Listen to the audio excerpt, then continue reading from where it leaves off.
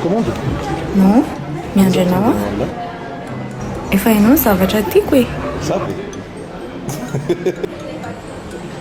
Salama tompoko, ty ary le commande a. Et là, arrive mon commande.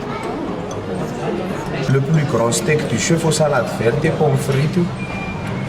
Et là, viens commander nous. Si vous avez commandé nous, c'est bon. Ih, madame, ih, commande.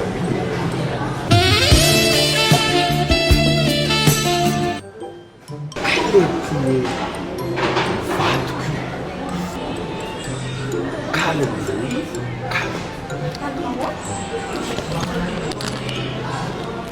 kalo madame tazomay aloha ty voky tazomay aloha tazomy zao Tompony, izy aky no Josy. vatoko Dia izy no Mity. Petra aloha Ndry e. Izy no? Mity zanako ny tompony Asy Madagasikara.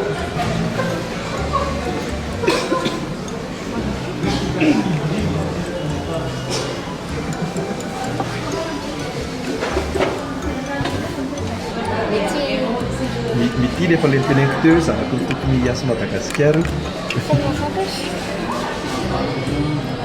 Ka itsika senaly resaka tamin'ny maraina hoe na mba mila miasa amin'izay dia iamy manavako anazy dia zay ny atsofoko anazy.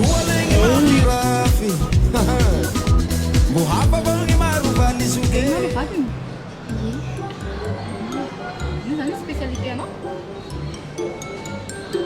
Miasa? Mitsanay roa teo hoe mbola tsisy poste livre roa amin'izao fa vao misy dia tonga dia alevako aminazy ny CV Ndry. Inona zany ny poste tena tadavindry zao? Mety amiko foana. Poste diso? Tsy maninona mety amiko zany. Efa be zany fa za koa sady maika. Misy cadeau maika anao mampany miasa Madagasikara izy zay teo. Satria misy tena mananamana mihitsy le vadiko manananao. Ty ve zao tsy afo? Non. Ça va être la réaction. Satria betsaka tena mananamana mihitsy. Azy eo.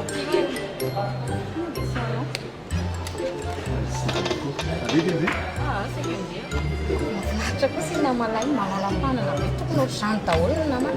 Za hoe zao le poste diso izy teo. Mety omena anareo zany. Mety omeny Ndry hatramin'ny poste 15 arany. Ambony be zany sa? Ie, mandray karama Dia be. ty loha ahoana izany efa mibeko Andao ty tazomiko e. Anaty izany ny mpehanty. Ndao antsika handeha. Tonga ty tsy hohanina. Avinao eo e. Ohatriny avy tanandeha an'ity? Tena le maro io entina mora 1 million. Ah, Angalao baké. doa andeha fa tsy maninona. Doa andeha.